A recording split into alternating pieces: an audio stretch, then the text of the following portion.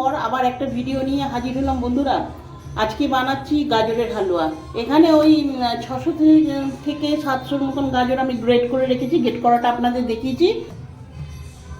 এটা বানাতে যা যা লাগছে, চিনি, এটা পুরো এই বাটিটা 100 গ্রাম চিনি ধরে, আমি একটু বেশি নিয়েছি, তবে চিনিটা একটু স্বাদ বুঝে দেবো। এটা কাজু কিশমিশ কুচিয়ে রেখেছি, তার মধ্যে কয়েকটা দেখুন এই যে এলাচের দানা দিয়েছি, আমি ফাটিয়ে ফাটিয়ে রেখেছি। তার মধ্যে আছে, এবার দেবো, এটা আছে দুধ লাগবে, ঘি লাগবে, আর একটু নিচে গুঁড়ো দুধ। এবার আমি বানানো শুরু করছি, আপনারা দেখুন।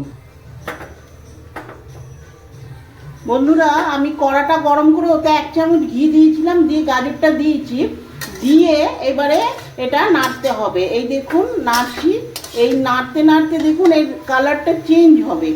এই কালারটা যখন চেঞ্জ হয়ে আসবে, কালারটা চেঞ্জ হয়ে গেলে তখন এর মধ্যে আমরা দুধ চিনিগুলো দিয়ে দেবো।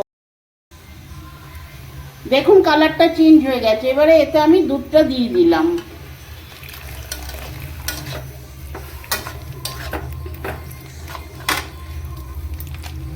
এতে দুধ দিয়ে দেব, এবারে চিনি দেব,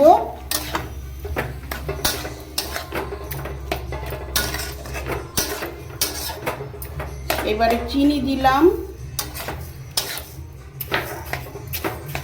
আর কাজু কিশমিশটাও দিয়ে দিলাম।